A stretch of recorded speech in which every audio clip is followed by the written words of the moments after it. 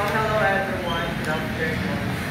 Can you please read that section 8 and I wanted to babasa ninyo. Section 8. Safeguards in disciplinary procedure. Teachers have the right to be informed, see the evidence, defend themselves and appeal fairly in any disciplinary case. So in this section, teacher must be treated fairly when facing disciplinary action. They must have the right to know the changes, see the evidence, defend themselves, and also appeal to the higher authority.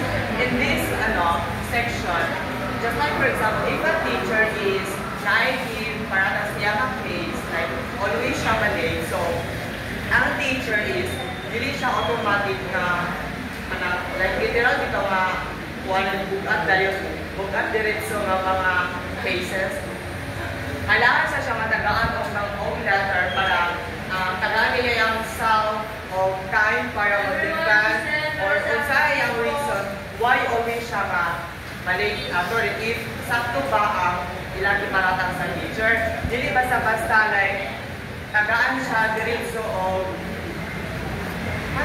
cases. Section 9, can you please read? Section 9. Administrative charges.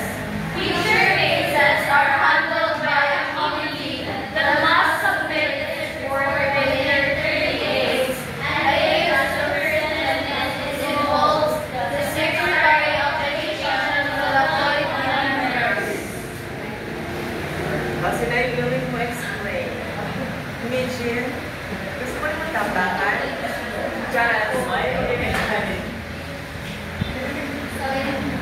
So in my understanding, if it's a certain space na bitaw, like within teachers or the teaching community, so ang mag-handle now are the committee.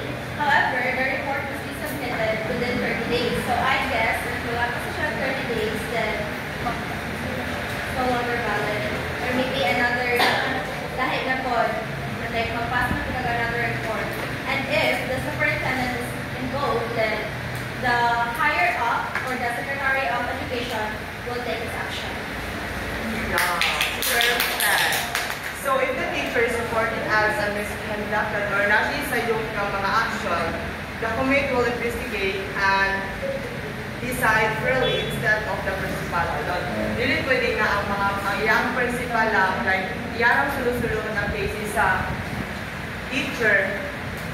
Para na nga cases, kailangan niya mag-help anong mga superintendent or kung sa pa, within 30 days ka-investigation.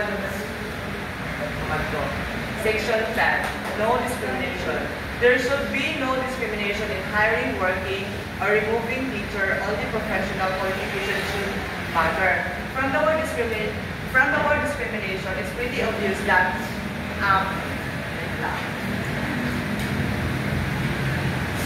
teachers should not face discrimination in hiring, promotion, or dismissal. Decisions should only depend on qualification and work performance. So, in this section, teachers, it is not really discriminated. Just like for example, if ako gay, ako ang gender. So, kailangan ba ko i-discriminate sa mga teacher?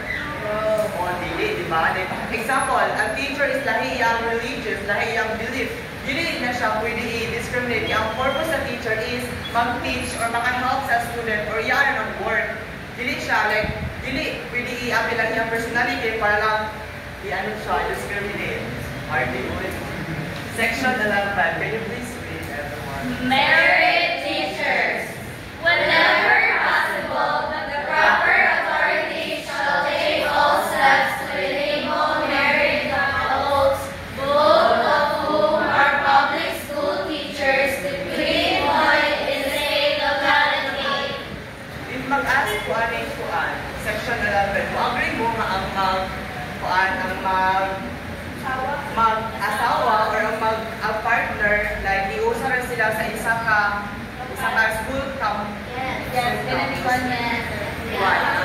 Yeah. Sige, sense niya. Actually, I agree to that because both of your teacher na magawa sa imong banaw sa imong asawa is that it's gonna be like, gonna be more mas dali para sa ila, especially if they have a family Kay if naman ko some cases nga ang imong bana sa for example sa labasan siya na-assign as ikaw asawa dili ka na-assign sa tipolog.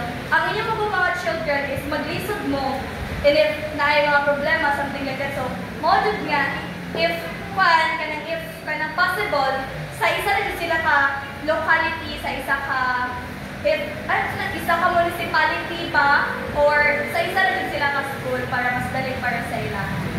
Yeah, tama. Perfect. So, mali siya mga cases is naka-encounter niya sa senior high na mo which is Sir pang-lawyer na mga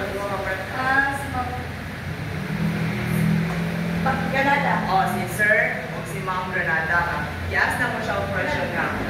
Ma'am, pero hindi sila didungan ang mga question. Habit nagsa-tagsa lang mo sila kayo. Na-under ba na mo sila marigo? Kaas mo siya ang question nga. Like, daan ba daw kulong sa una? Same ba daw kulong sila o same sila o ito yung ispilahan? Dinana sila, ma'am. Hindi ko daw. Dili daw. Di ka daw kulong sila sa di ka daw kulong sila sa gawas and then dito ko lang sila nagtudlo. Dito na po sila nagkaila.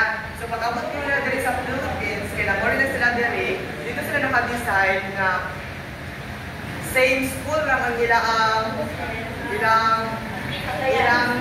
trabahuan o ilang tuduanan kay napot sila yung anak and also para po nung makalas anang transportation. Perfect. Tama.